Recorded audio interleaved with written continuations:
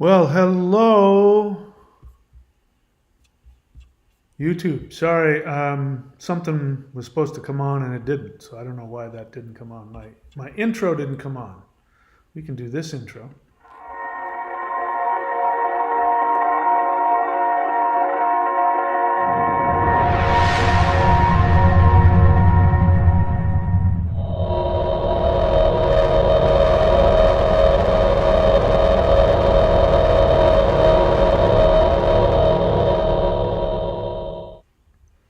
All right, welcome back. So I got to figure out how my intro isn't working or why.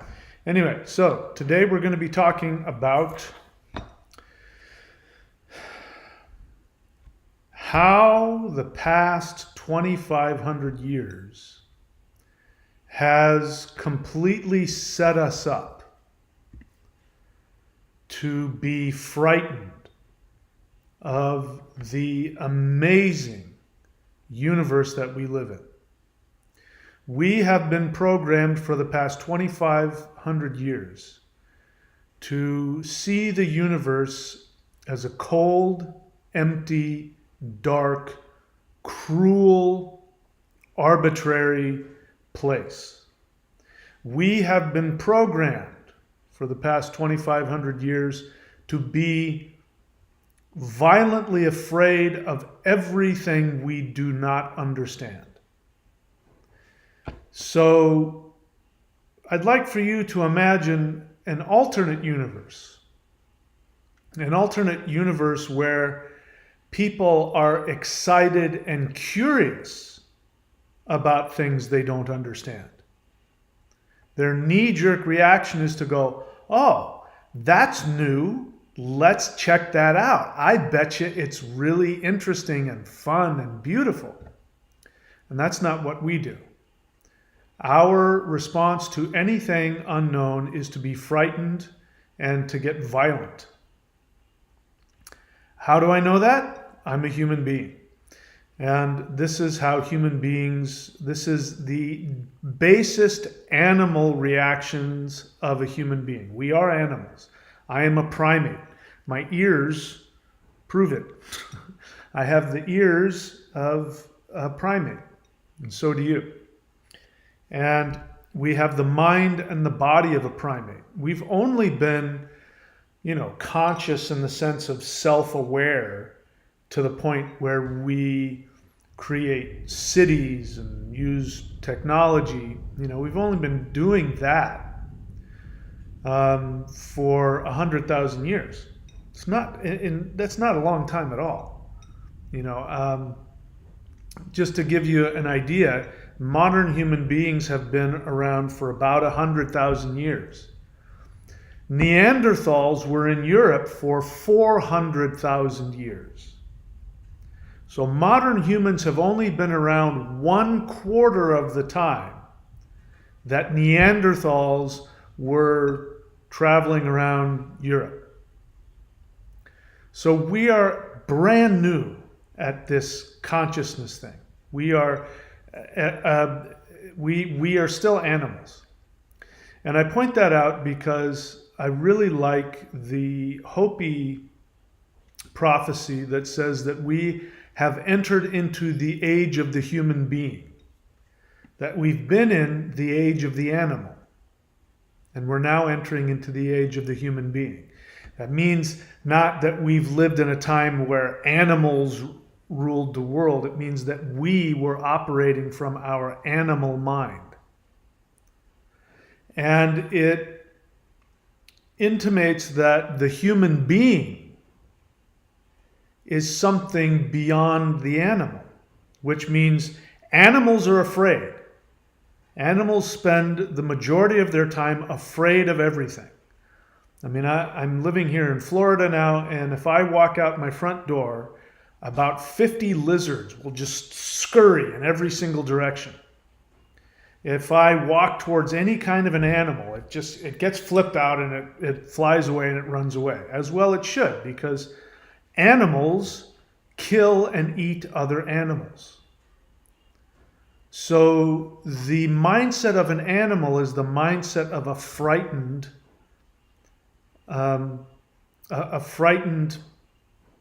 animal that needs to protect itself from everything, including other animals of its own species. Animals fight with each other for dominance. They fight with each other for territory. They'll kill their own young if it's in their best personal interest. This is the animal. So when the Hopis say that we're entering into the time of the human being, it means something beyond that. So as we've been talking about, the shift to 5D has arrived. It's not coming. It is here. And it is actively crashing into the 3D timeline. That's why I use this picture right here, because that's exactly what's happening. There are these two-dimensional universes that are crashing into each other. And so many of you listening to me have been going through very intense, very violent psychological, spiritual initiation transformations. So we're entering into the Aquarian age. We are now really starting to move into what the Vedics called Dwapara Yuga. We have not been in Kali Yuga since the 1700s. So the Kali Yuga officially ended in the 1700s, the Dark Ages, the truly Dark Ages. Those ended in the 1700s, and we human beings entered into what's called Dwapara Yuga, which literally means half and half. So in Kali Yuga, you had, if at best, 25% of the population was spiritually aware. 75% lived in darkness. They were spiritually blind. And, if you know the history of the Middle Ages, the Middle Ages was actually the center of Kali Yuga. The Kali Yuga was right smack dab in, as, people who didn't even know what Kali Yuga was, they called it the Dark Ages, which is exactly what Kali Yuga means. It means a dark age.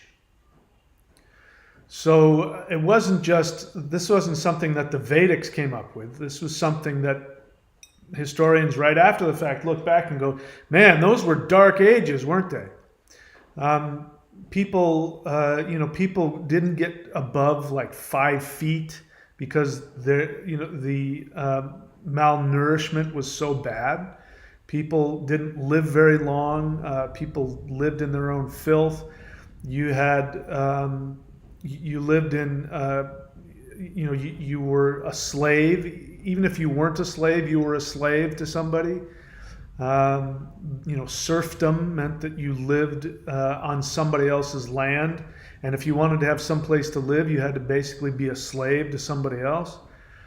And religion was so powerful that if you chose to read the accepted religious text of the day in your own language and you weren't a priest, you were flayed alive. They would peel the skin off of your body. They would burn you at the stake as a heretic for reading your own, like you go to church now and Christians tell you to read the Bible. Well, you weren't allowed to read the Bible back in the Dark Ages. If you knew how to read, you were dangerous enough. But then if you chose to read your own spiritual scriptures, you were extremely dangerous. If you did something so drastic as to translate the Latin or the Koine Greek or whatever it was into your language, they'd kill you. Those are the Dark Ages. And so I just want you, if you're listening to me, I want you to tap into your feelings of fear. Here on my channel, we don't do any pseudo-spirituality. I don't. I try my best to be real with you and to be transparent. I do my best to show you my weaknesses. I do my best to show you when I am not in my best. I am open with you about what's been happening with me over the past couple of weeks. I'm feeling much better, by the way, but my deltoid still, I can't, I can't, I literally can't lift anything. I just went over, there was a jug of water, and with my left hand, I could lift it straight up off the table.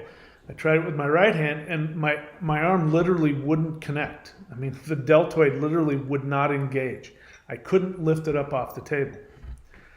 And that means that my left brain is still recovering from the tremendous hit that it took, as I did so far in my life the most advanced spiritual techniques I've ever done in my life, which put me in a position of not being able to comprehend reality. And it isn't because what I was experiencing was paranormal or beyond the normal. What I was experiencing was true reality. It just wasn't part of my paradigm of what I've been programmed to believe reality is. So my understanding of reality is expanding. And I'm realizing that we have been programmed. So the programming that we've had is we've moved away from our indigenous shamanic understanding of the universe.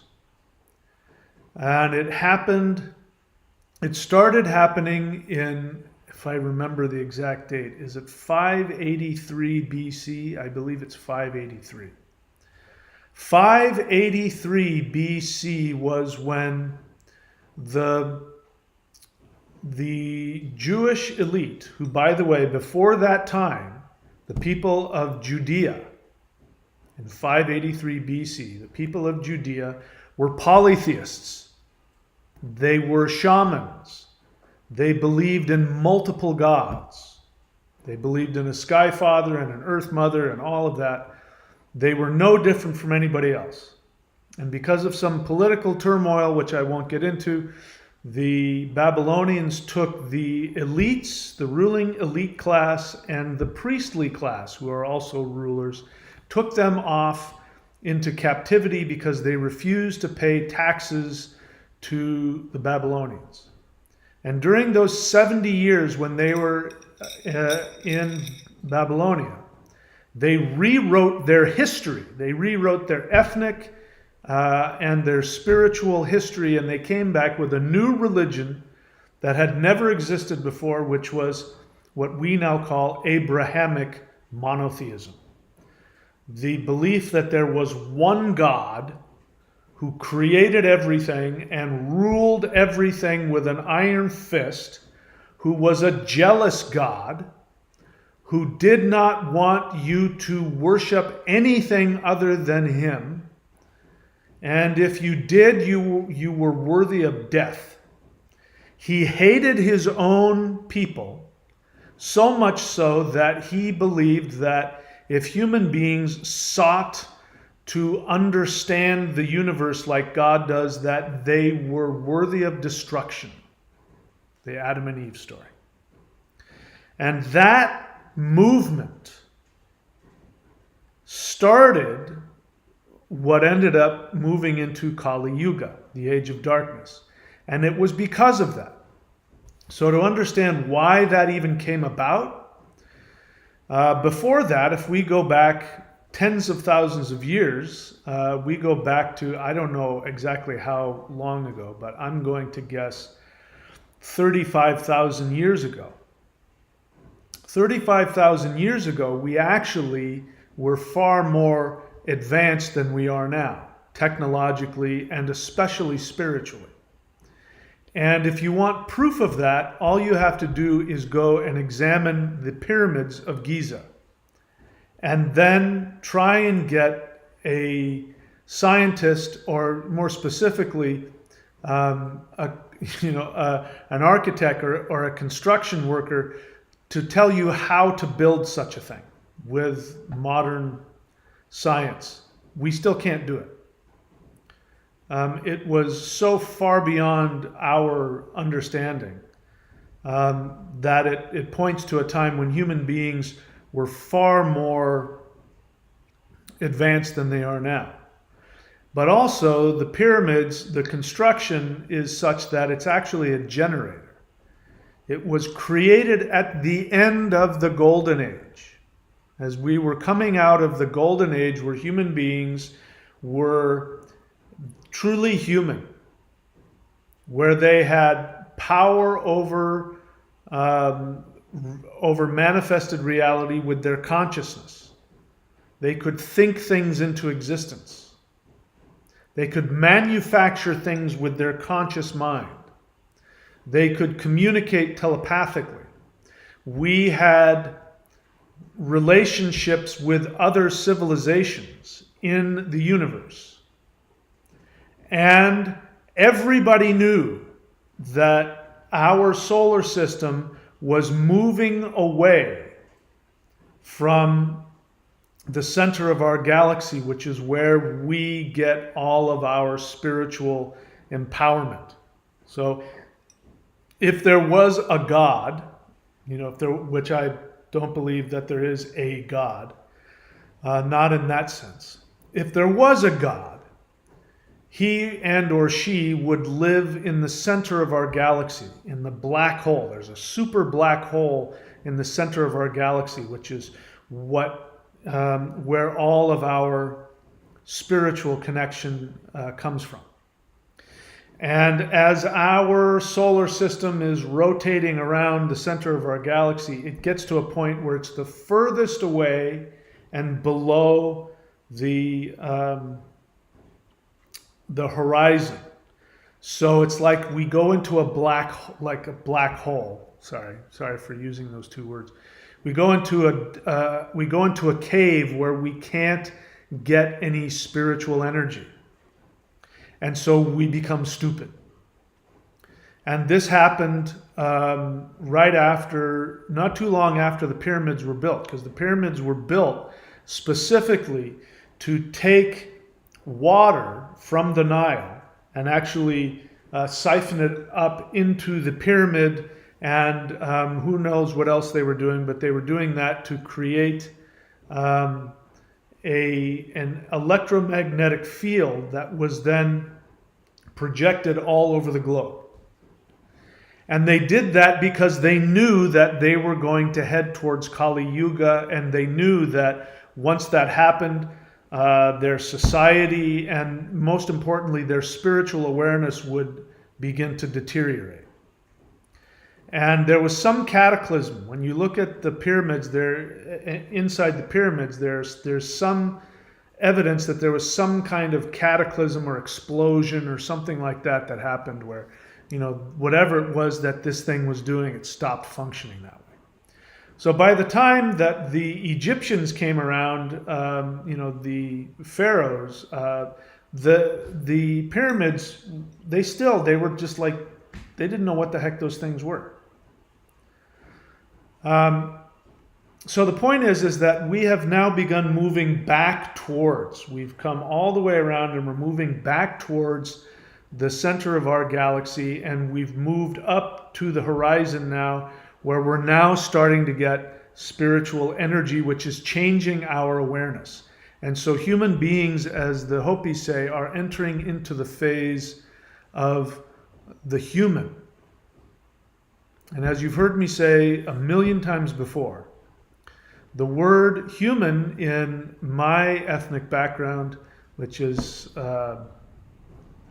in northwestern Europe, the word for human being is man, which means mind. So humans were designed to be the mind, the consciousness on planet Earth. We were meant to be able to receive and transmit, just like the moon, the power of the spirit. The moon reflects the sun. The sun means the spirit. Sawul means soul, the sun. And Mani means mind or moon. And we are the moon. We are the mind on planet Earth. And so we are now moving out of the age of the animal into the age of the human being. And the human being is meant to be a spiritual catalyst that focuses consciousness. This is what human beings have always meant to be. And you can't be that if the moon is blocked off from the light of the sun.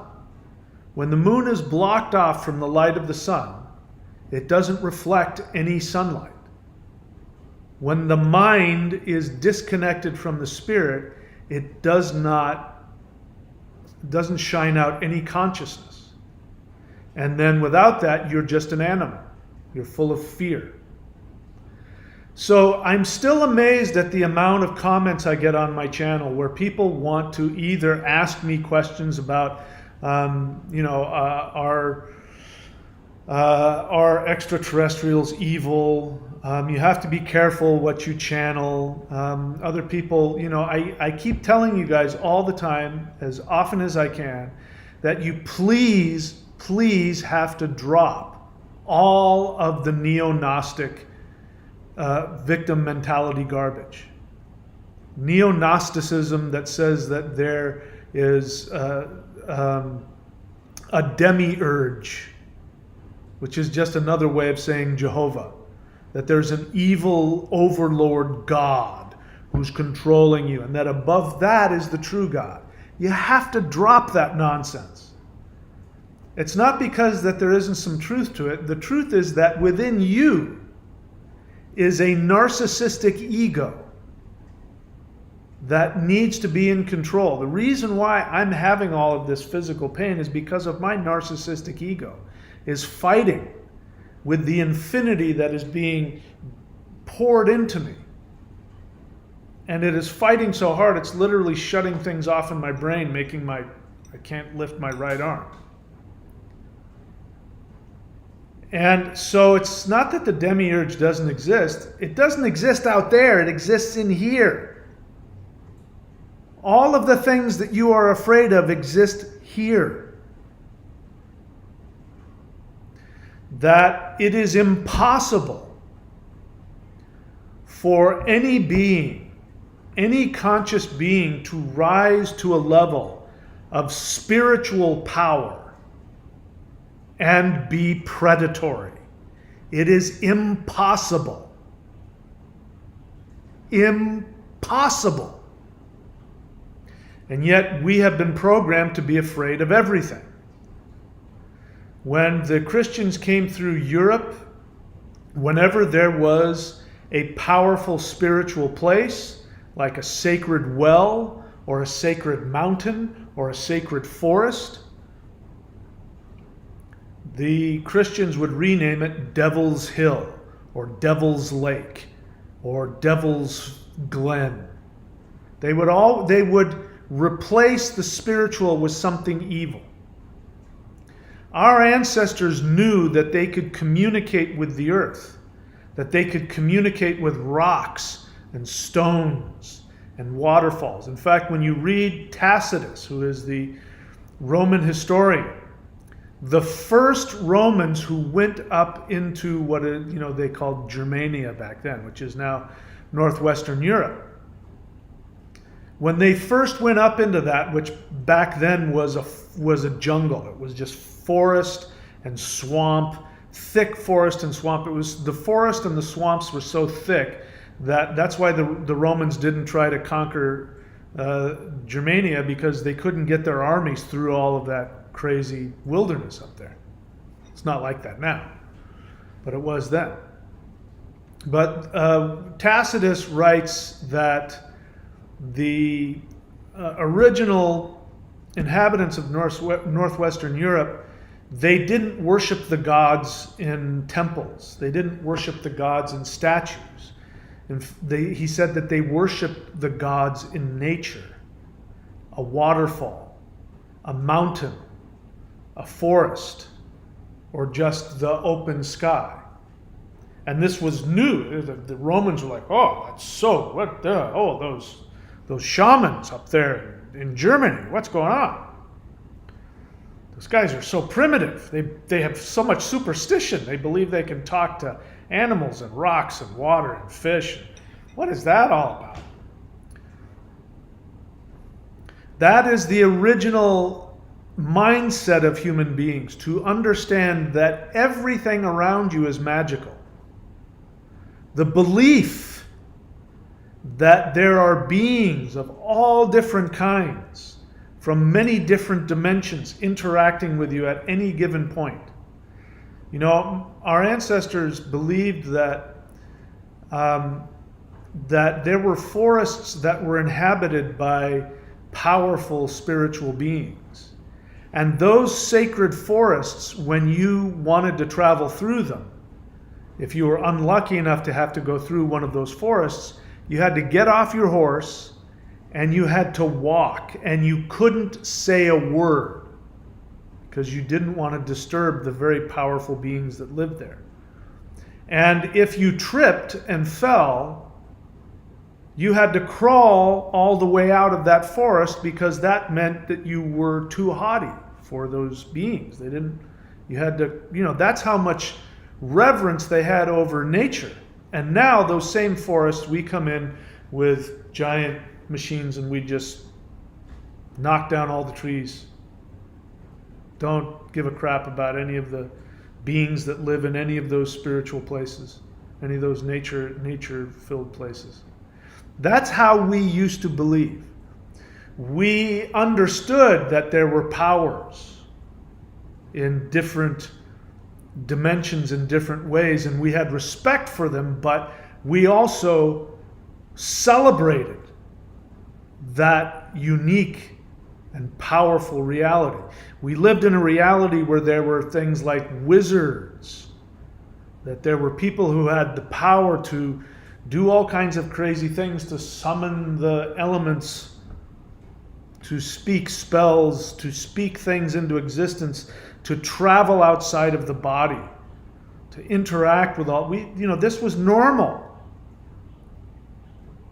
for humans until religion came along.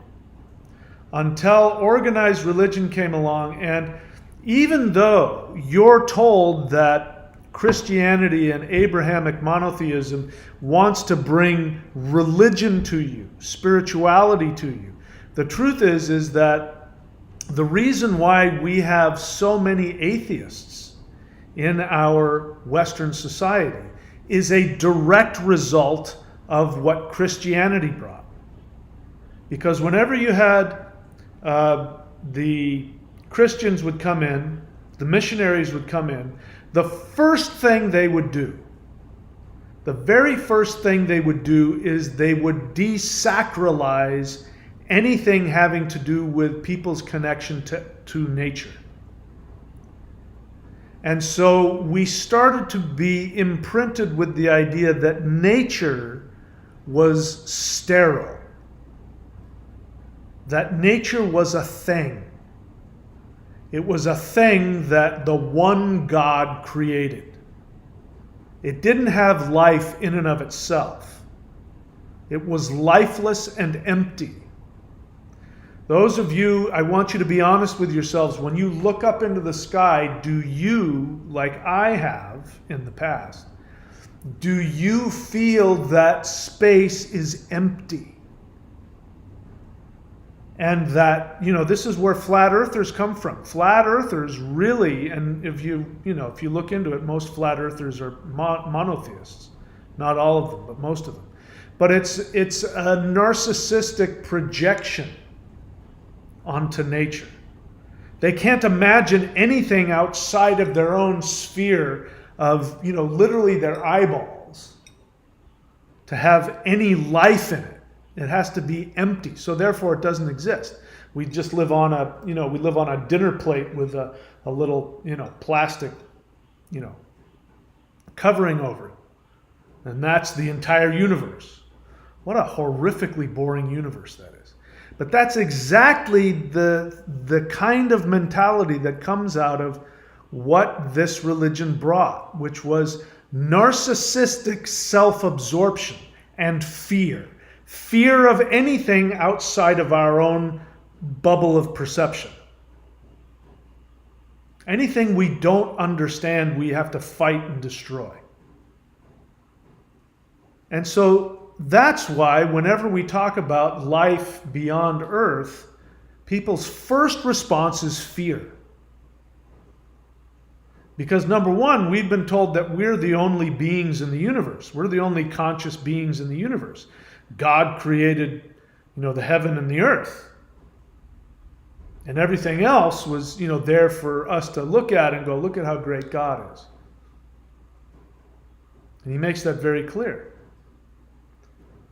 So when we expand our awareness to the idea that we are one among an infinite number of conscious beings and civilizations in space and in time and in multiple dimensions, when we are forced to go beyond that, the first thing that happens is we become afraid. So I really want you to be honest about your fear. It's okay to be afraid. It's okay to have a feeling. But I want you to understand that that feeling has been imposed upon you. That is not your natural state. Your natural state as a spiritual conscious entity is one of curiosity and wonder. One of trust. The spirit trusts itself. The spirit trusts everything it sees. It is an anomaly for spirit to be harmful. All of that nonsense, all of that demiurge crap, all of that, archon, false beings of light that want to steal your soul and trap you on earth, all of that, earth is a soul trap. I have to tell you, I get offended by that. And it's not your fault if you believe that, but it really offends me.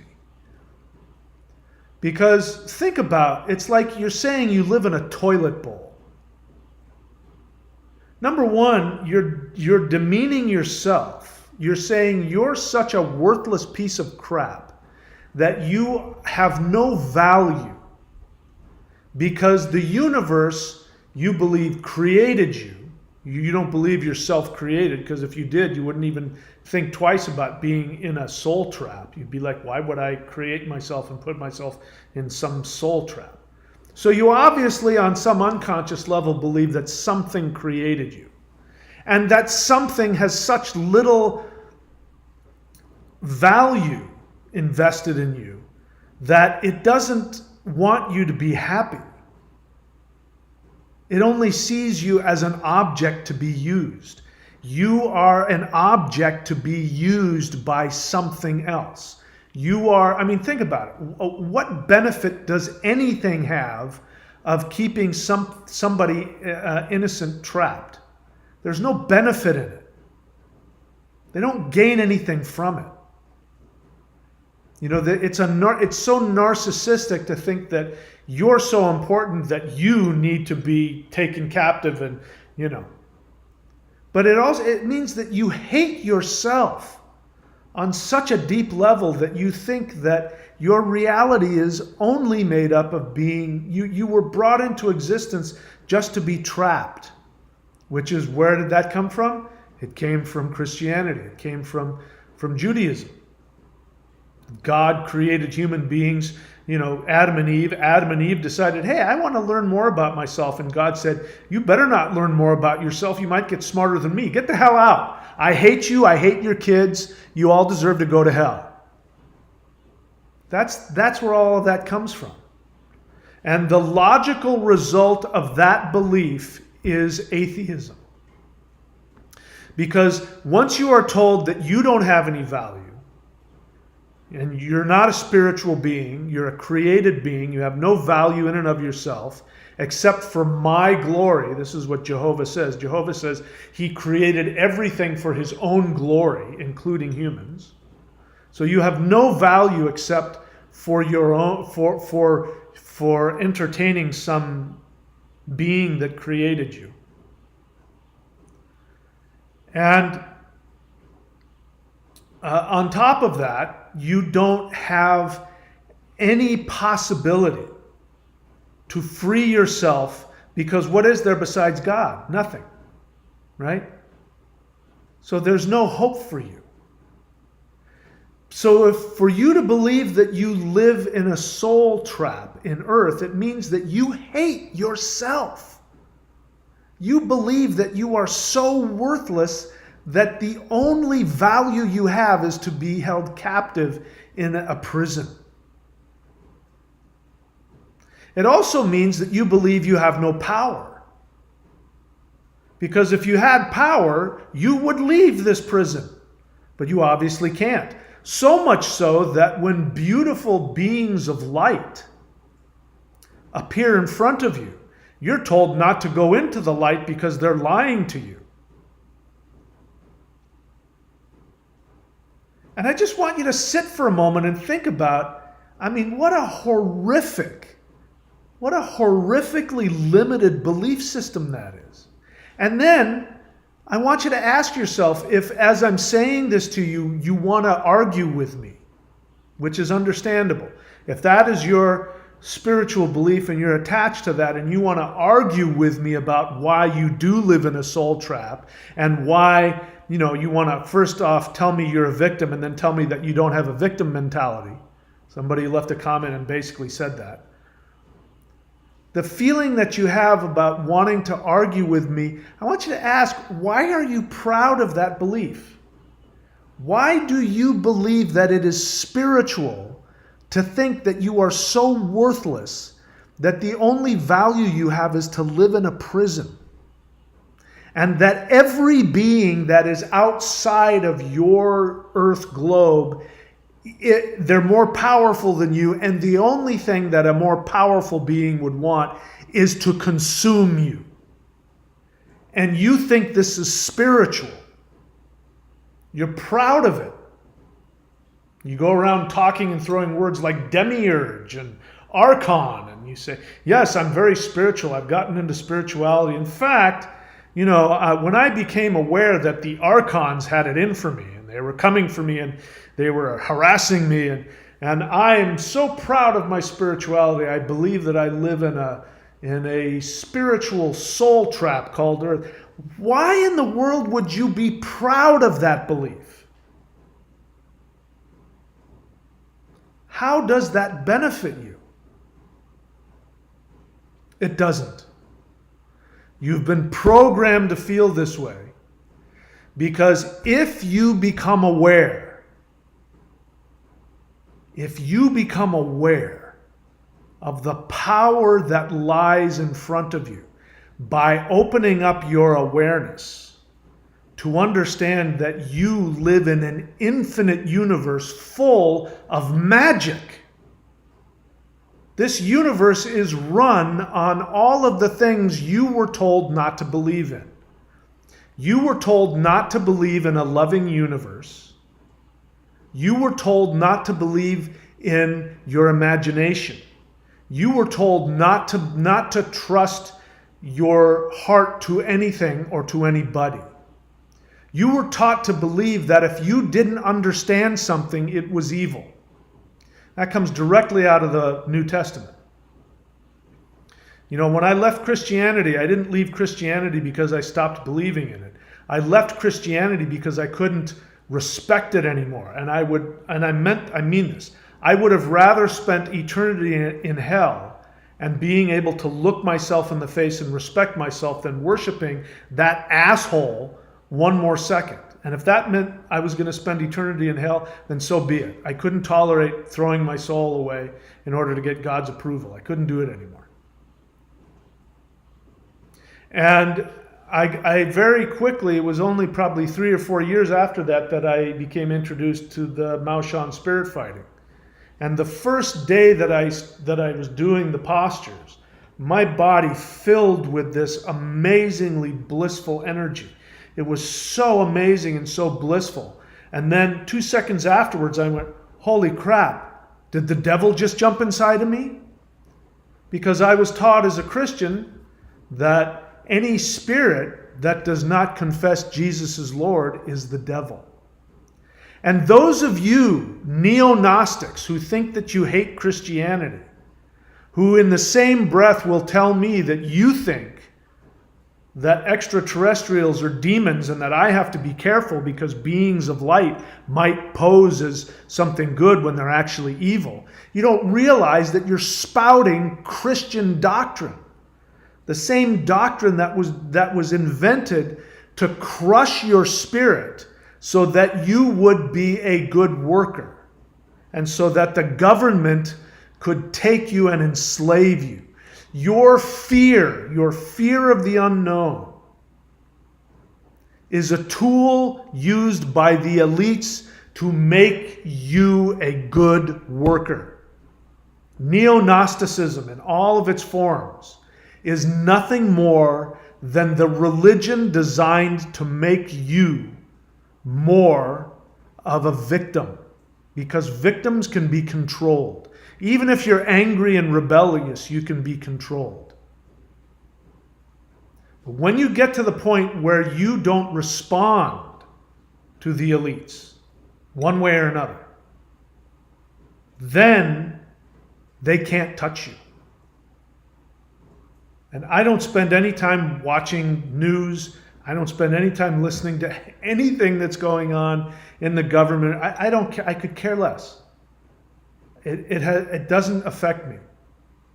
The connection that I have to an awareness, an ever-expanding awareness of power and magic and beauty and love and amazingness that is continuing to expand, is so much more interesting than the nonsense that goes on Fox News or MSNBC.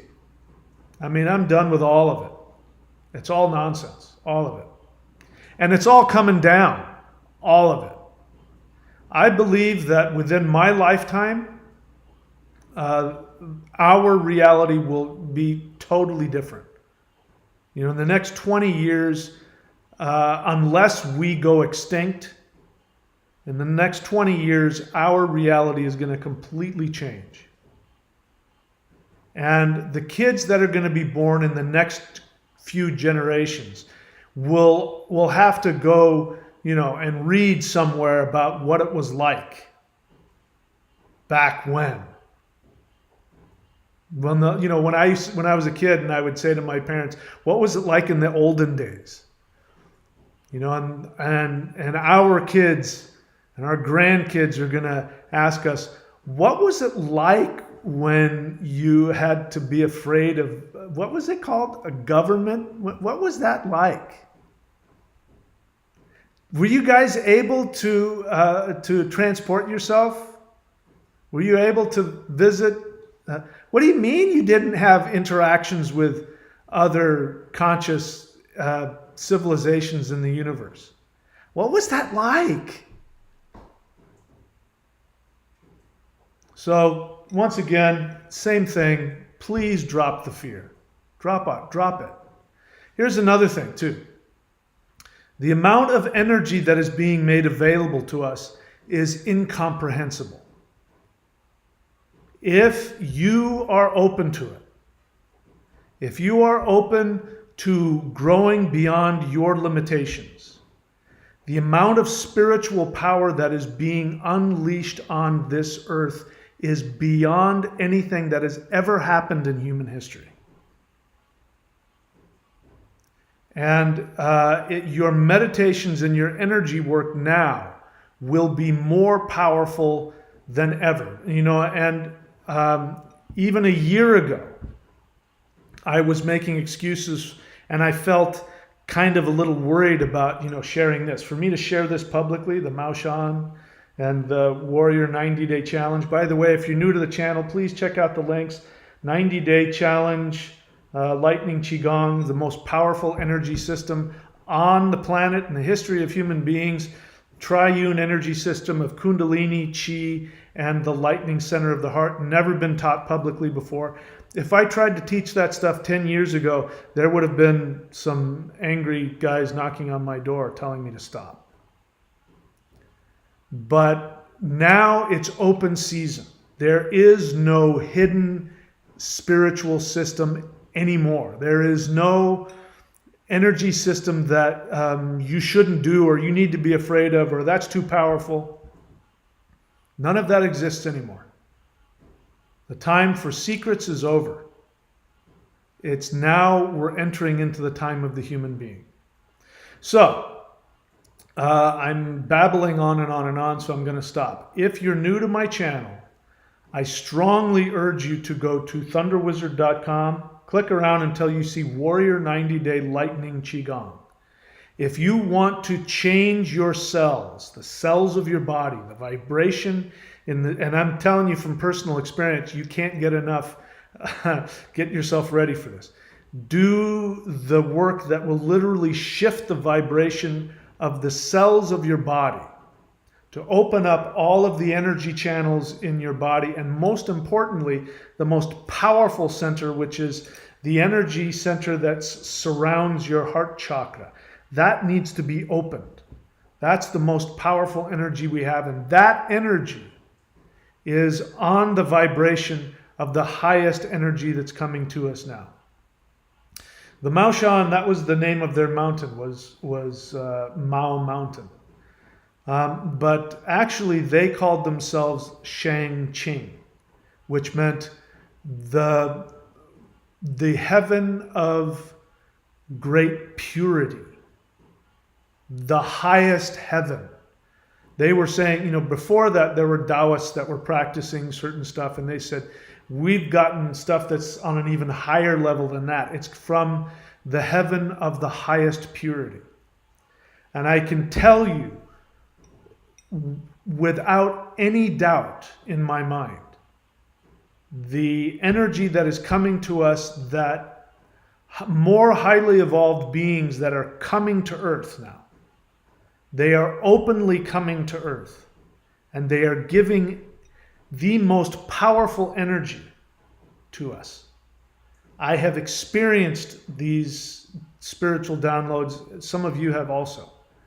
And I've had them put energy directly in my heart, which was the most blissful, orgasmic, but the level of vibration was beyond anything I've ever experienced. And it's free. Being offered to anybody who has the willingness to reach out and ask for it. But there's a prerequisite. The prerequisite is you have to drop the fear.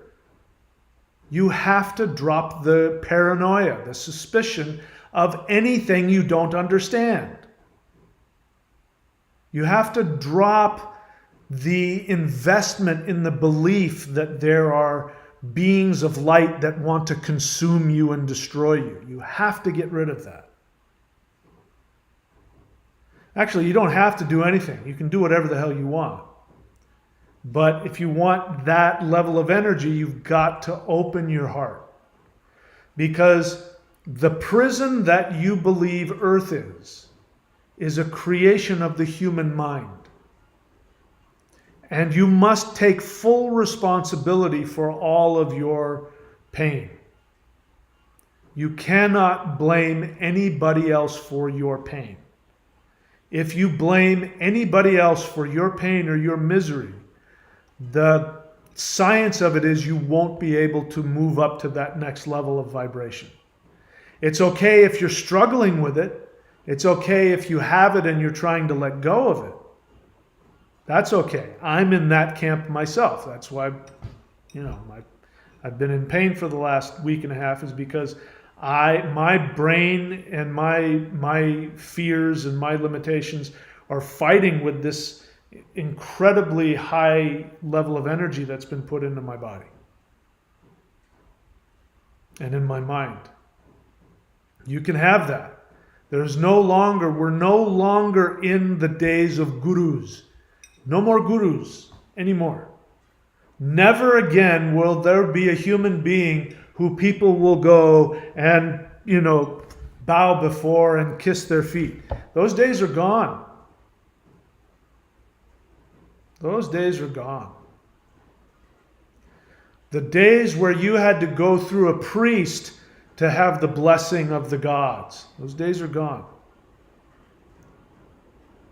The days when you needed to use entheogens, psychedelics, to put yourself in an altered state of consciousness to see light beings, those days are gone. You don't need that anymore. We're entering into the realm of the human being. And the human being means this guy, the guy on the far right. See that? That is what human beings are designed to be.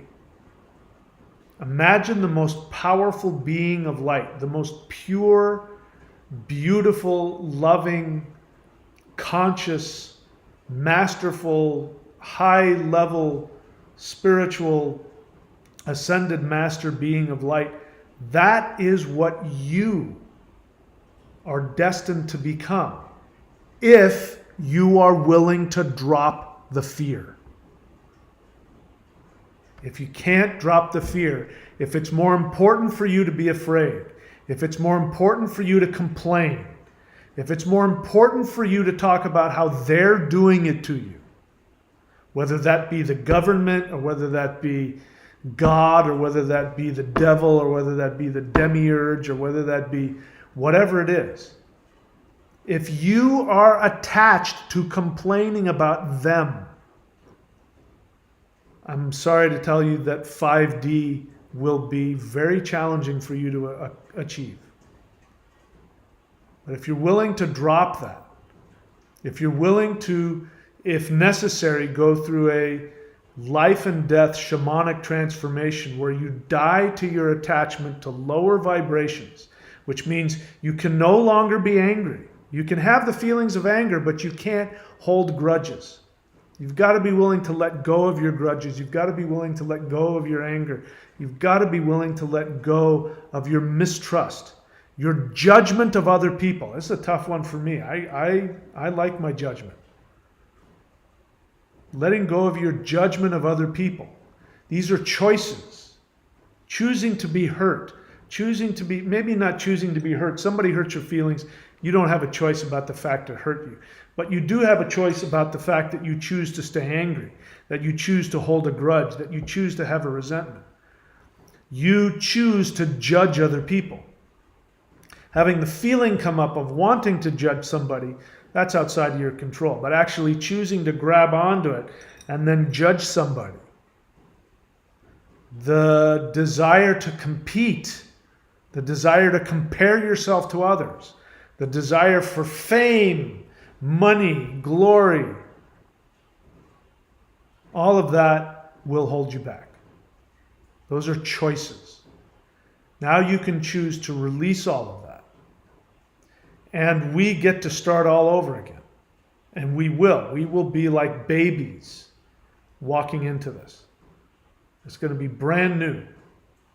But it's going to be so, imagine a universe where everybody loves everybody. Imagine a universe where there is no poverty, where there is no inequality, where there is no racism, where there's no money, where there's no banks, where there's no government. Imagine a world where the governing principle is this very real energy that you can feel, that is connecting you to all things. That you don't have to write laws about how to function, because everybody will have within them the law of the greatest purity. This is where we are headed. This is what is coming for us. And you will either accept it or reject it. And unlike Christianity, where you accept Jesus, you don't have to accept any being. Instead of that, you have to decide to accept, to be open and operate from love. That's the only choice that you have to make. And the only reason you wouldn't do that is because you're afraid. You're afraid, understandably, you're afraid that if you open yourself up and operate from trust and love, You're afraid somebody will take advantage of you and hurt you. But you have the ability to not interact with people who are abusive. So the other thing that's going to go right now that will stop working is being codependent, trying to please other people to get them to accept you, which is how our society works. You go to an interview and you ask somebody to please, give me a job. You please ask some girl out on a date. You please ask for this and ask for that. You go on audition for this, that, and the other thing. Those days are gone. People are going to be seen for who they are. People are going to be seen for their gifts. And you won't have to advertise it. You won't have to hide anything. You have the opportunity to know from moment to moment what your deepest desires are and operate from them. And people and the universe will reward you immediately for who you are. This is what's coming. In order to get there, you've got to drop the fear. You've got to drop the paranoia. You've got to drop the judgment. It's all got to go. And if you don't, I can be this past week and a half has been any indication, it's going to be extremely challenging. All right, so I'm going to stop pontificating, and I'm happy to take any questions if there are any. A question is, you ask me something you think I know that you don't, and you write the word question in all caps, and then you ask your question. If you have a feeling, you write the word honest feeling and you share that. If you do anything other than ask me a question or share a feeling, there's a good chance I'm going to psychoanalyze you and you won't like it. So the easiest thing to do is just follow that and we'll all be happy.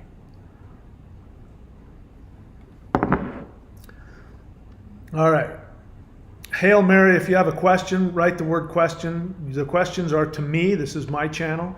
Don't just ask anybody. It's not one of those kinds of chats.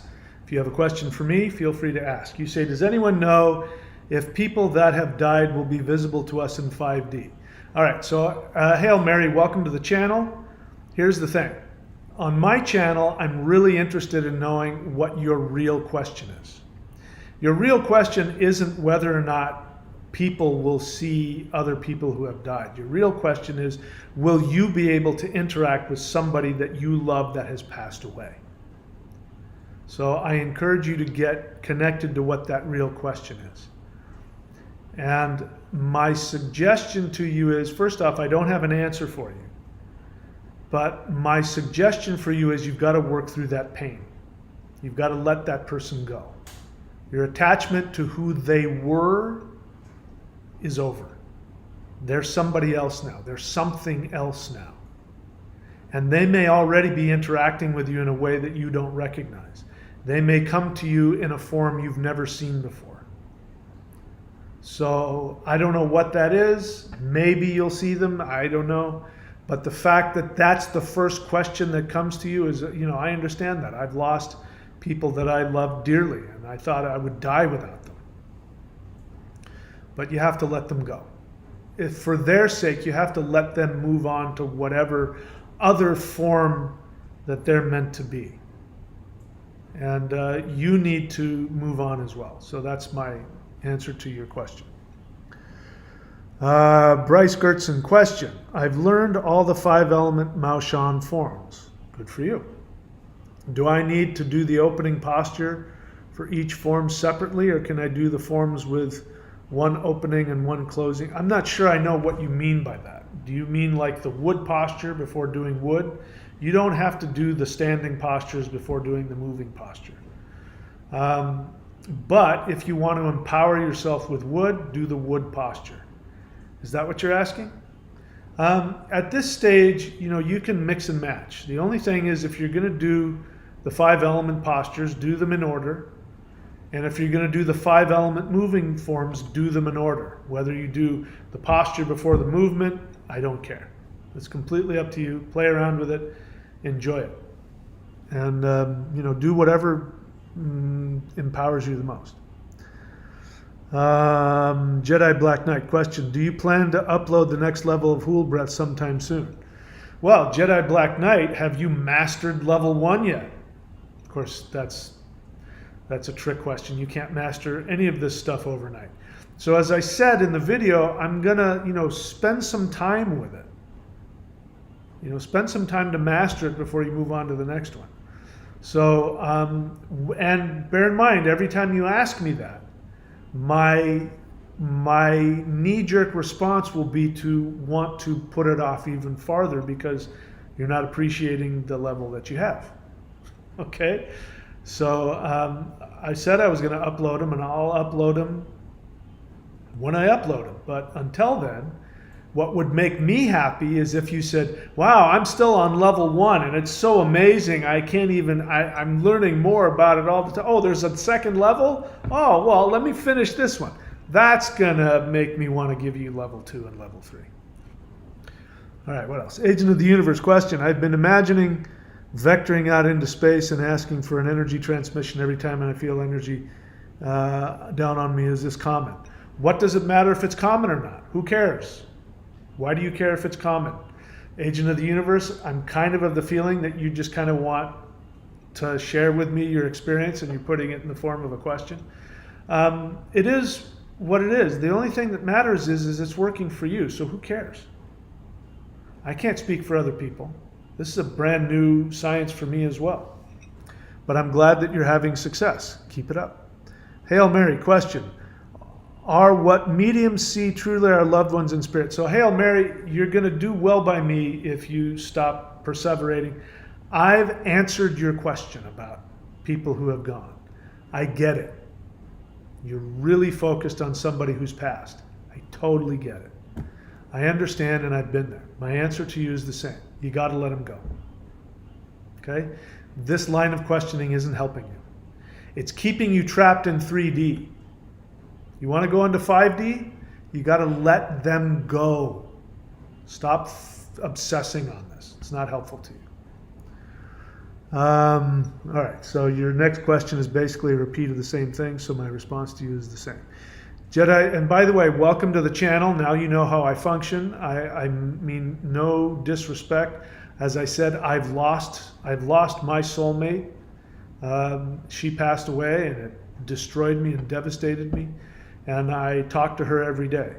But I don't focus on, will I see her again in the physical? I don't do that because it's not fair to her. She's moved on. She's something else now. It's not fair of me to try and keep her the way I remembered her. And whatever you're doing, it's not fair to those people. You're in a lower vibration that's holding you back. You're obviously in pain. Focus on the pain. Focus on grieving. Focus on the feelings. And as I said, welcome to the channel. This is how I interact with people. Jedi Black Knight question. Is it possible for the memory to get blanked out temporarily as part of the emotional cleansing? I've had this experience. Sometimes it seems hard to distinguish between dreams and reality. So I would need more information. I'd probably need to talk to you to know more about it. So obviously it's possible because you said it's happened to you. So obviously it is possible. I don't really understand exactly what you're talking about, so I can't talk about something I don't understand. Jedi Black Knight question. Do you think atheism is disguised morphed Christianity or Islam? As you've heard me say in previous videos, I believe that atheism is actually unconscious monotheism. Because only somebody who was, it doesn't matter whether they were born in a religious family or not. It's part of our society. This means that somebody has been told that there's only one God, and they've come to find out that this God is a narcissistic asshole. And so your common sense goes, well, obviously, if there's a God, he's not an asshole. So there must not be a God. And it's a way of actually rebelling against your unconscious belief in that narcissistic God. Because before we had this, or in societies that don't operate from monotheism, you don't see nearly as much atheism. Because when you live in a society where there's multiple deities and multiple ways of functioning, there are people who believe in the non-locality of the thing and the one, they believe, there's so many different ways to interact with spirit and with universe. I mean, Buddhists technically are atheists, but not in the same way. They just don't believe in a conscious God. They believe in this, you know what they believe in. But they're not atheists in that same way. So the idea isn't that is there a God or isn't there a God? The idea is, well, this is what works for me. This is the idea of spirit that works for me. Some people, worship the ocean. Some people worship an elephant-headed boy named Ganesha. Doesn't matter. Whatever works for you. And there are many societies, they'll say, who's your God? They want to know, how do you interface with reality? They're not going to say, do you believe in the God? They're going to say, tell me about your God. Yes, I believe that atheism is a direct result of Abrahamic monotheism. And it actually, people who are atheists and Satan worshippers also are actually unconscious monotheists. They believe in Jehovah, they just don't like it. So in order to tolerate it, they tell themselves, I don't believe in anything. It's like saying, I never liked you anyway. I'm going to take my ball and go home. It means that they really wish that God loved them, but they know he's an asshole. So they're just going to not believe in it. What else? Buddy Helm, what happens to the elves after they go back into the void? I don't know. How am I supposed to know? How the hell am I supposed to know that? I'm still trying to figure out what the elves are. And I'm supposed to tell you what happens when they go back into the void. And then how does that question benefit you? Are you about to head into the void? Maybe you want a little bit of advice on how to go. How does that benefit you? How does that help you right now in your life expand your reality? I mean, answer to your question is I have no idea. If you can figure that out, then I will bow down before you and call you Guru. Okay, let's see what else.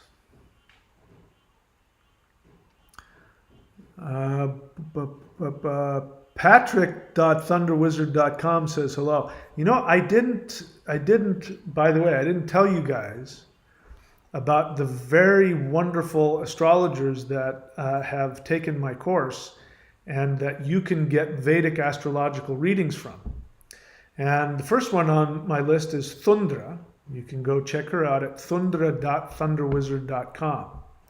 That is her website. And she is a Vedic astrologer, a very good one, as well as a radio personality, as well as a shaman in her own right. You check out her website, thundra.thunderwizard.com. We also have Vincent.thunderwizard.com. That's his website.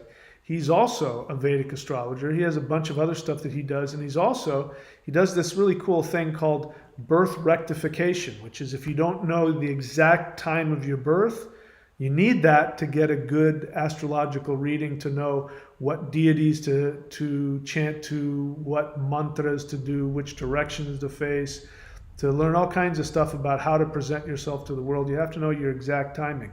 If you don't know that, you can go check him out, vincent.thunderwizard.com. He can help you with that. It's also his birthday, as I see here. So let us all take a moment and send Vincent our thanks, because he very bravely, as a soul, chose to incarnate into this time period so that he could bring his gifts to help all of us evolve to the next level.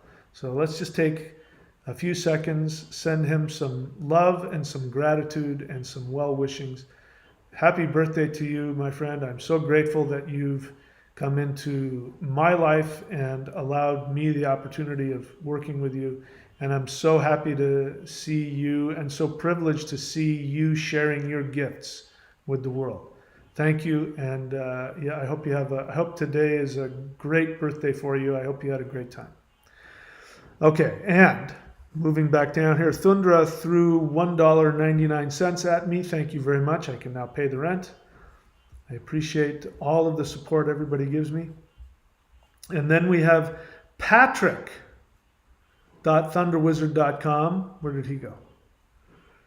There he is. He wishes Vincent a happy birthday. So Patrick is also one of my, I don't know if he's, you're a Vedic astrologer, right? And a rune reader both? Are you both or one or the other? I don't remember which ones you are. But you can go check him out, patrick.thunderwizard.com. These are people that have trained under me and that I have certified in my specific style of rune reading and or Vedic astrology.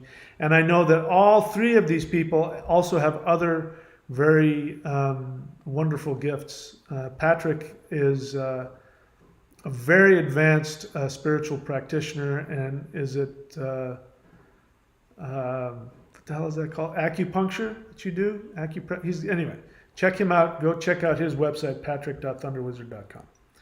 What else? Buddy Helm question, part 1. All right, so if we've got 2 parts to a question, I can already tell you that it's very likely you're overthinking things. But before I say any more, let's wait and see. Question part 1, what do you think the significance of the giants in Norse mythology and the bones of bipedal hominids? What? Beings that look like big humans that have been found in Romania. I don't talk about things I don't have a lot of knowledge in, so I can't talk about that kind of stuff. In terms of what's the significance of the giants in Norse mythology, you obviously haven't read my books. You've now hurt my feelings. You can go to courses.thunderwizard.com or you can go to Amazon and type in my name, Michael William Denny, or go to michaelwilliamdenny.com. You will hear me talk about the giants.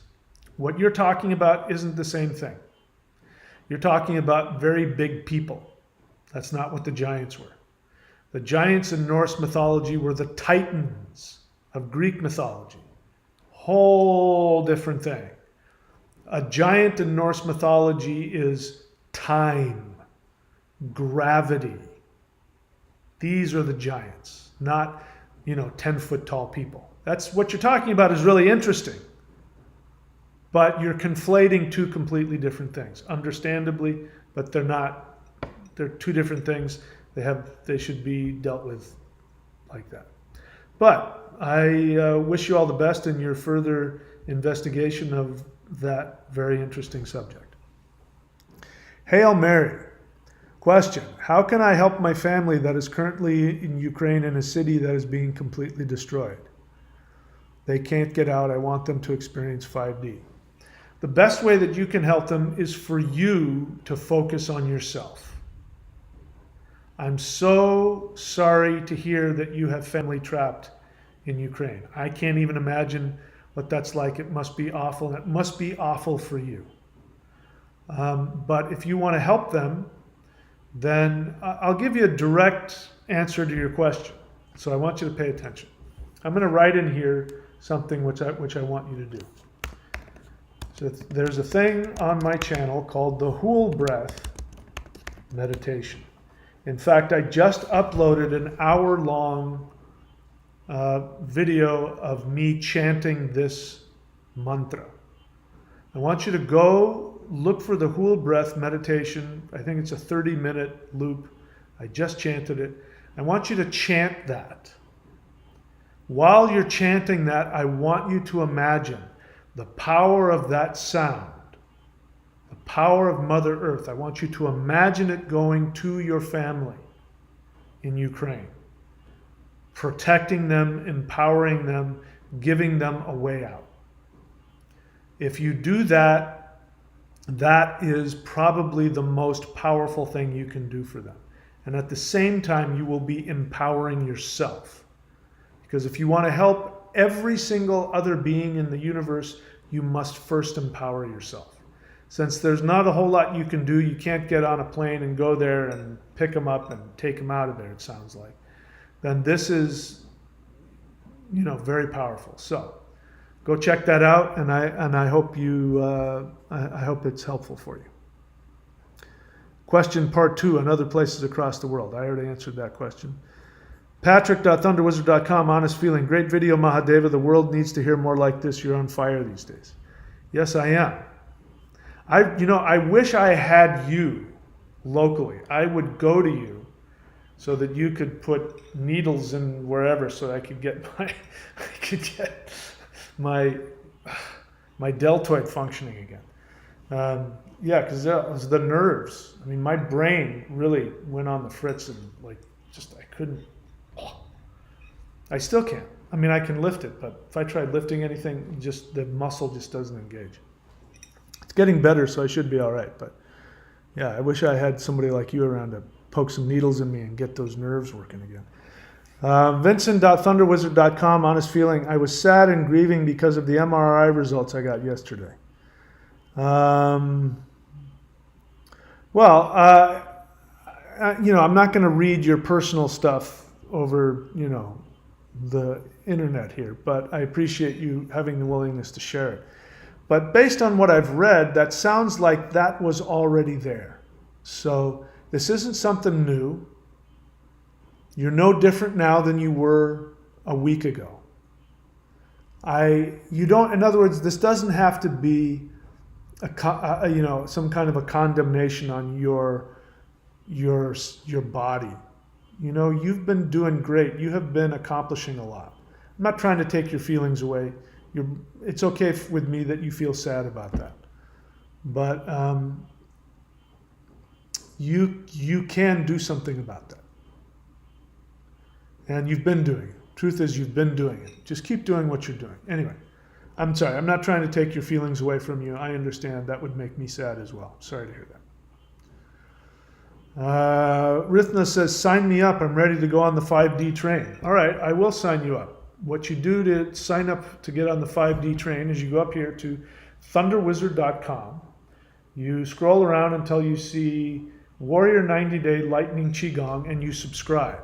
Then you go and find the video starting with level 1. You do the practices on that video every day. You do all 3. There's one in the morning, one in the afternoon, and one at night. If you really want to get on that train, that's the most powerful train I have. I invite you to go check it out. You've got nothing to lose. If you don't like it, you can unsubscribe. But in my experience, I'm pretty sure you won't find anything more valuable than that. I don't think that's what you meant. But I really do believe in that with everything I have. So welcome to the channel, and I hope I'm able to help you and help you find that train, whatever way that is for you. Let's see, Vincent, honest feeling continued. I like myself for who I am, flaws, disabilities, and everything negative about me. I choose to love and accept myself as I am. Sometimes that's difficult, but I decide to love myself. Good for you. It is a choice. We choose to do that. And you can feel sad, you can feel disappointed, you can feel angry, and you can still make the choice to choose to focus on your empowerment, your happiness. And so you're doing that. Congratulations. All right. Agent of the Universe, honest feeling. I feel like giving up on life. The feelings have me difficult to handle. Boy, you're just all over the place. You realize that. You tend to be all over the place, right? So you're just having another feeling. Having said that, I understand your feeling. I myself woke up this morning. I made a video. I woke up this morning feeling like, why is life even worth it? Because of when you see reality for what it is, and it's like, whoa, holy crap, I didn't realize. Sometimes it can be challenging. So I'm not feeling that way now. I'm feeling very happy. I had a great day today. But I understand that feeling, Agent of the Universe. What else?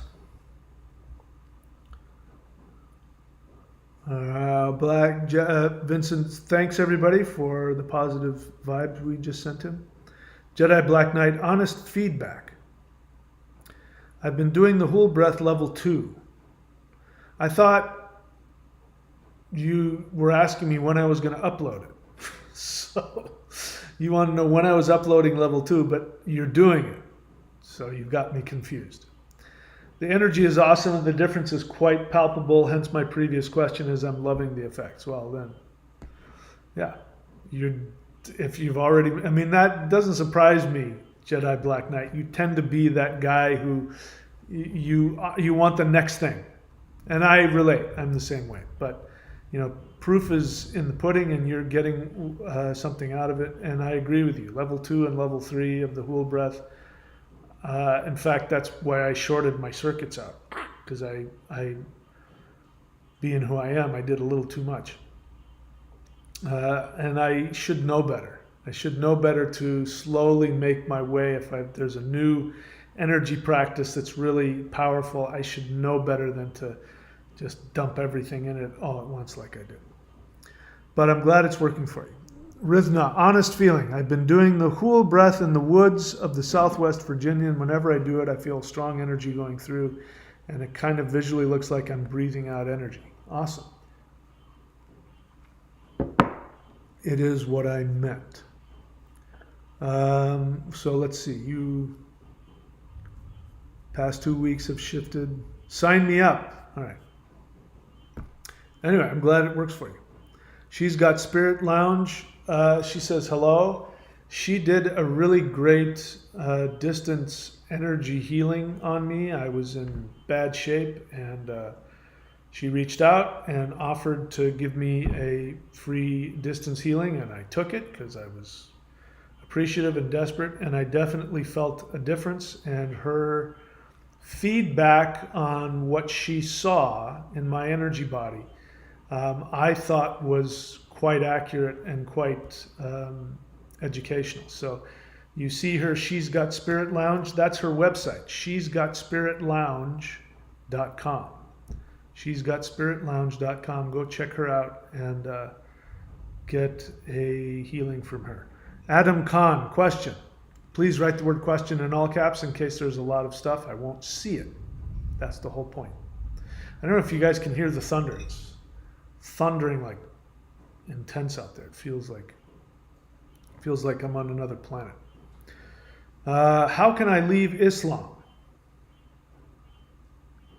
I'll be completely cut off from society. I secretly don't believe in any monotheism faith. I don't know how to help you, my friend. I'm not a Muslim, and I don't live in a Muslim country, and I don't have Muslim family members. So I can't tell you how to do it. I mean, all I can tell you is that you're damaging your... First off, I don't know how old you are. So if you're still like a teenager, my suggestion is just, wait until you're an adult and you're out of the house, and then do whatever the hell you want. I know it's still going to be hard, but at least you won't have to be living with people who are, giving you a hard time. Lightning just went off like crazy. And so it's awkward. I don't know how to respond to that other than I don't believe anybody should do anything that damages them. And if you're forced or you feel forced to follow a religion that goes against your soul, then I don't know what to tell you. You got to do what you need to do. But I'm certainly not going to step in there and tell you, how to deal with that because I don't know enough about your situation. I feel for you though, but I will say this. If you keep a positive attitude and in your meditations, you can ask the universe, show me how. Show me how to, whatever your desire is, be free of negative influence of religion, free from the negative influence of society, family. If you ask that question and you're patient and nobody can stop you from meditating in your room by yourself. So you can meditate. The universe will help you figure out a way. That's the best I can give you. Rithna.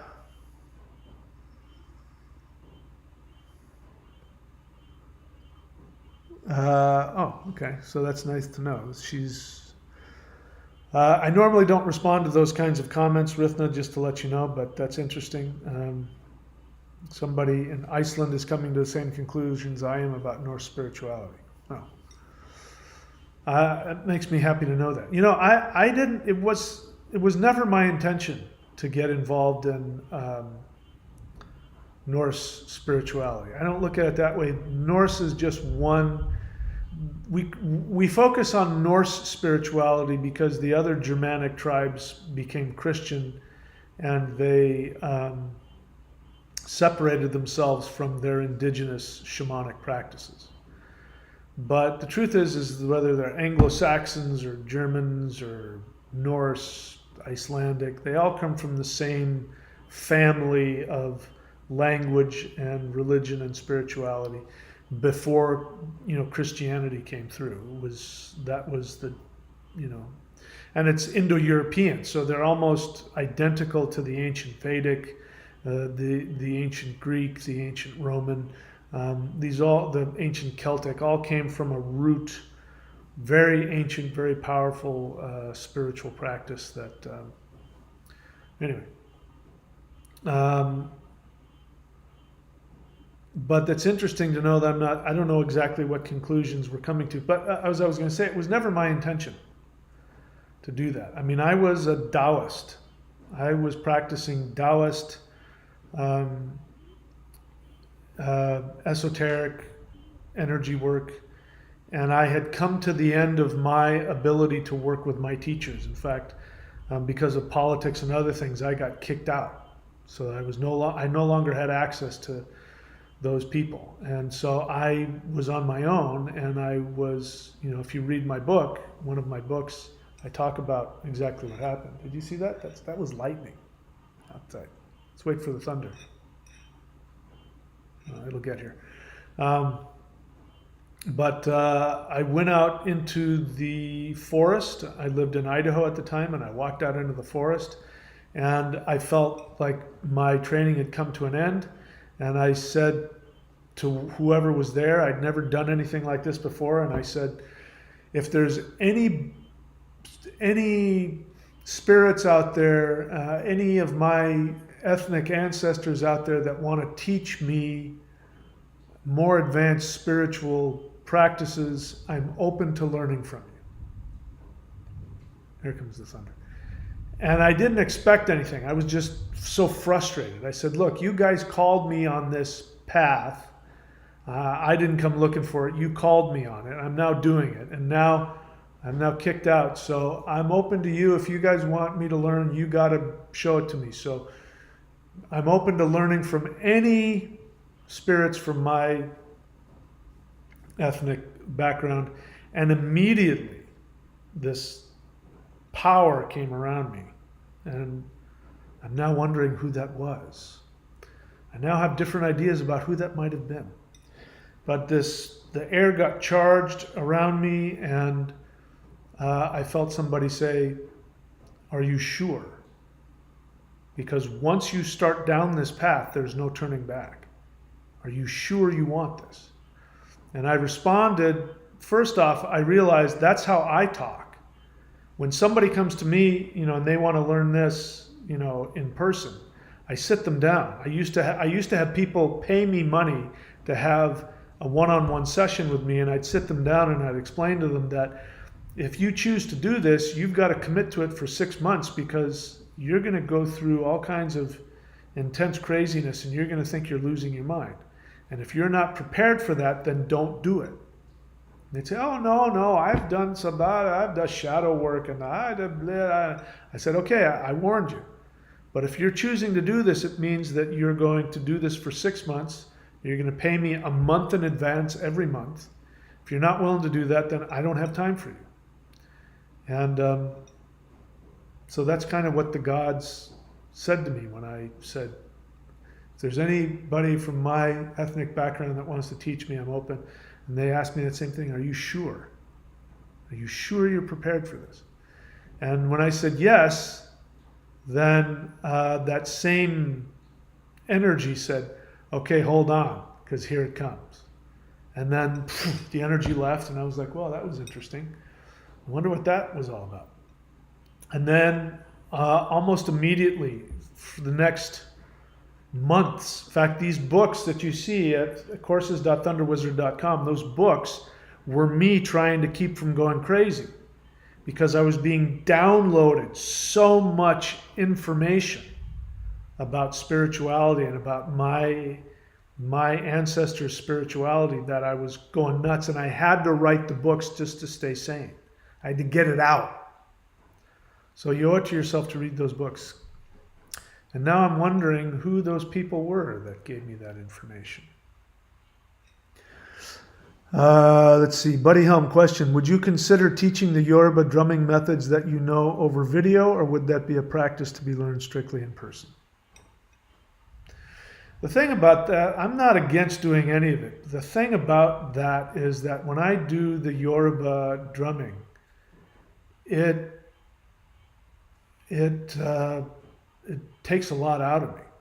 I mean, it puts me in this zone, and I don't function very well. Like if I'm drumming the actual rhythms, I mean, I start, and if you've seen me in any of the videos me playing, you'll see me do this kind of stuff. I go off into some other realm, and my crown chakra opens up, and I can't function for a couple of days. So it's not like me showing a qigong video. Do this, do this, do this. It's a whole different deal. And I'm open to it, but it's really about the people. It's not about one rhythm. It's about multiple rhythms. And it's the interlocking of those rhythms. That's what opens up the doorway to the other side. But anyway, I'm not against any of that. My plan is, I think the next level of my service will be, I'm going to be start doing more live seminars. I want to do group meditations in person with people where we call down the lightning. We call it down onto planet Earth. So I've got to get my energy level up so that I don't have a brain aneurysm every time I do it. So I have to make my way up. But once I get to that, I'm thinking about that. I'm thinking about doing drumming. I'm thinking about all kinds of stuff. I'm thinking about doing energy transmissions on people. I'm thinking about doing things that I never thought I would think of doing. But the level of energy I mean, just in the past month, the level of energy that has come into me, something has to be done with it. So I hope that answers your question. So Hail Mary, again, your questions, you're telling me, the same thing. I mean, you got to let go. I mean, I'm glad that he's coming to visit you. Mine came to visit me in all kinds of ways. But if you tap into his energy, he's going to be saying, I'm fine. I'm worried about you. I'm great over here. It's fabulous over here. You're the one I'm worried about. And you've got to let him have that. It's okay that you miss him, but you've got to let him expand and move on. And the best thing you can do for him is to empower yourself. And it's going to take a while. It's going to take a long time. But if you were to get what you want, which is to see them again the way you remember them, it would debilitate you. I can tell you, for me, because I wanted it. I wanted that. I actually thought that I was loopy. I actually thought I would be able to see my soulmate, like an astral, what she looked like. I thought we were going to live together and she was going to, I was bonkers. I was so bonkers with grief. I thought that, she and I would live together, but nobody would see her but me. That's how desperately I was connected to her, and I wanted that to happen. And that, of course, didn't happen. And she made it very clear over and over again that I needed to let go, that I needed to move on, that I needed to live my life. And I can tell you, even if I were able to like get a phone, like dial a phone number and hear her voice, I never would have left home. I would have stayed on that phone all day. So I have some understanding about what you're going through. And I'm here to tell you, you got to let go. If you got what it is you're asking for, it would ruin your life. You would never evolve. You wouldn't leave the house. You wouldn't be able to function. And it's time to move on. Okay, that relationship will never go away, but it has to evolve into something else. Those are my, I hope you can hear that, but that's my, what do you call it? My advice for you. You say, was it Frau Holder? I don't know what you're asking. If you have a question to ask, you write the word question, and then you write a full question in a full sentence with a beginning, a middle, and an end, so I know what you're talking about. That portion of a question thrown at me in the middle of nothing, I have no idea what that means. All right. So Hail Mary, I already told you. Hope that helps you. Vincent.thunderwizard.com. There's so much lightning going on outside. Today I decided I want to learn how to fly a plane and skydive. I'm feeling very intimidated by this new challenge, but I started looking at flight courses. Blah, blah. Well, good luck with that, my friend. And thank you for continuing to be so brave. All right, I don't see any other questions here. I guess we're done. So I didn't know if I was going to come on, but I did. Anyway, as I said, I'm feeling much better, obviously, because I'm up here talking to you guys. I wasn't feeling so good yesterday. I mean, I was feeling better, but I had some like soreness, like the nerves. I had soreness in my nerves on my whole right side of my body. I feel great except for some weakness in my deltoid. So if you can put me in your thoughts and your meditations, specifically the way you can best help me is to send energy so that my brain and my nerves and my shoulder will reconnect so that I can go back and lift and be as strong as I was. Get back and do some surfing again.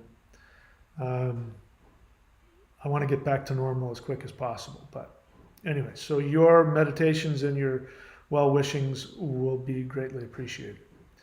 And if you have any other questions, you can leave them on the video comments section. And if you ask a question I like, I'll make a video about it. And of course, if you want to support this channel in other ways, we've got all of these links here. This one is the one I'm really pushing, of course, which is the Warrior 90-Day Lightning Qigong. If you subscribe to that, if you haven't done so already, that's what's paying the bills. And the reason I've done that is because that is the most powerful information I have. And I am more devoted than ever to getting this information to as many people as possible and to shift the world. And once I'm back to 100%, I have every intention of channeling all of the powers of the universe into this world and shifting it. And I just hope that I can follow along, because this last time when we did the live CE5 and I did that meditation, I put so much energy into shifting this reality. I wasn't ready for the shift. I physically wasn't ready for the shift that I brought into. So I've got to get myself back into working order so that I can handle it. And anyway, I'm starting to babble, so it's time to shut up. Thank you, my friends. I wish you guys all the best. I love you. I am with you, and let's do this thing. Let's change the world with the power of our intentions. I wish you guys all the best. I'll see you all very soon. Take care.